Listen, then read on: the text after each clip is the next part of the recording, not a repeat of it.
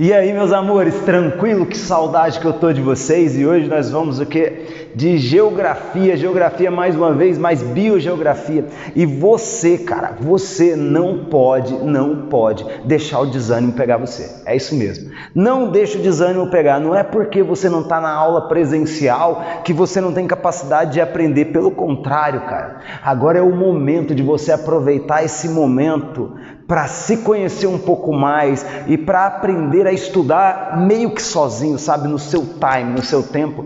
E hoje eu quero começar a introdução de biogeografia. Isso mesmo, biogeografia. Mas professor, o que a geografia tem a ver com a biologia? Tudo, cara.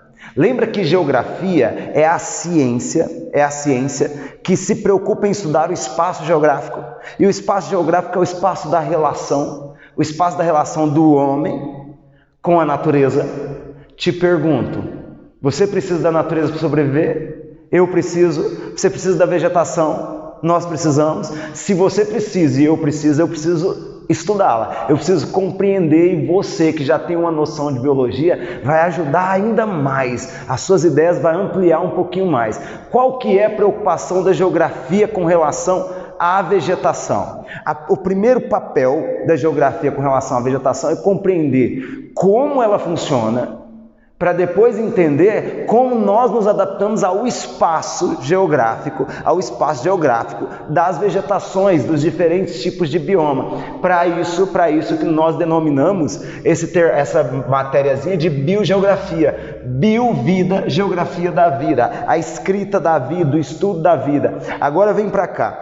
Quando eu falo de bioma, cara, bioma é um termo específico lá da biologia, sim.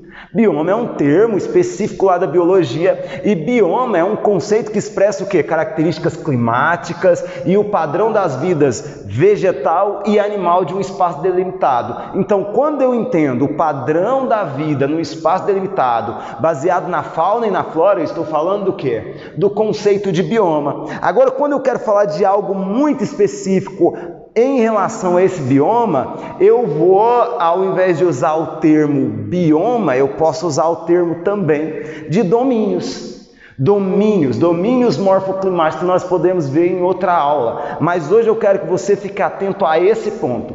Bioma como sendo um conceito padrão que tem a responsabilidade de entender o quê? O comportamento da vida, tanto vegetal quanto animal. Sacou? Dentro dessa perspectiva, cara, quais são os principais fatores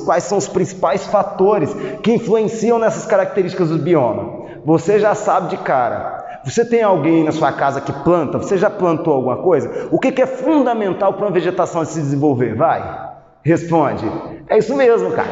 Fundamental para uma vegetação se desenvolver, primeiro, solo. Suave. Solo. Mas só com solo a vegetação desenvolve? Não. Eu preciso de solo, preciso de água e preciso de solo. Esses são os principais fatores.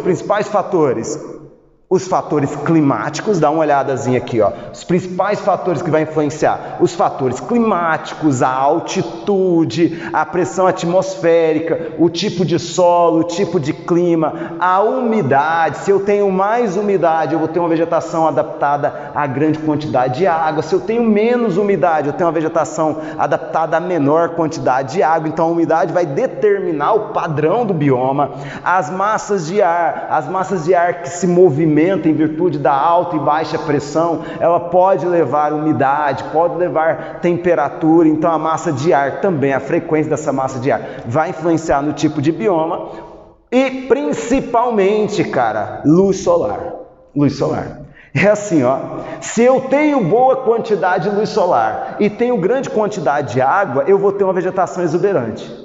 Se eu tenho muita luz solar e pouca quantidade de água, eu vou ter uma vegetação menos exuberante, porque eu tenho que reter a água. Se eu tenho um equilíbrio, aí a vegetação, cara, fica louca, E é exatamente sobre esse ponto, sobre esse parâmetro, que eu e você precisamos entender a identidade da vegetação. São termozinhos meio complexos, mas você precisa gravar isso, cara. Eu vou falar algo que não parece muito da modernidade. Tem coisa que você precisa realmente decorar. Ai, professor, mas decorar não é aprender. Sim, cara, mas decorar faz parte também do processo de aprender. Imagine se você não decorasse seu nome. Ou você fica estudando a morfologia do seu nome. E a história do meu nome. Não, você decora. Algumas coisas é necessário decorar. E essas coisas, dentre essas coisas, está aqui a identidade da vegetação. O padrão identidade da vegetação vai partir de 2 princípios básicos. Você já sabe que essa vegetação ela precisa desses fatores de umidade, de clima, de água, de solo, para ela se desenvolver. Você sabe que dependendo da composição desses fatores, eu tenho a mudança dos biomas. Agora eu preciso saber qual é a identidade desses biomas. Ela vai partir do princípio das folhagens e da umidade. Repete para mim. Folhagem e umidade. Aqui eu vou passar bem resumido, cara, porque é aquilo que você precisa sacar nesse momento. Primeira coisa, vamos partir lá das folhas. As folhas podem ser latifoliadas. Professor, o que é latifoliadas? Olha a definiçãozinha. Latifoliadas são folhas grandes, folhas largas. Onde que eu vou encontrar folhas grandes e largas? Em região que eu tenho boa quantidade de chuva e sol. A vegetação ela não precisa fazer adaptação para reter líquido, porque ela já tem isso em excesso, em abundância. Segunda característica, a siculifoliada. As siculifoliadas são aquelas vegetações que a folha tem um formato de agulha, sabe? A pontiagudo, fininho. Professor, tipo coqueiro? Não, cara. Tipo pinheiro do Paraná, tipo aquelas arvorezinhas de Natal, sabe aqueles pinheirozinhos que formam as árvores de Natal? Já olhou as folhinhas dela? Parece pontas de agulha. É uma adaptação a baixa temperatura. Terceiro tipo de folha que eu posso ter, perene foliada. Toda vez que você ouve o termo perene, você vai lembrar que é constância. Então, perene foliadas são folhas presentes em todas as estações do ano. Todo momento do ano você vai ver a vegetação verdinha. Professor, não perde folha nenhuma? Perde, cara, mas ela nunca perde grande quantidade de folha a ponto de você ver a árvore ou a vegetação toda seca. Então, perene foliada, quando eu tenho presença de folhas em todas as estações do ano.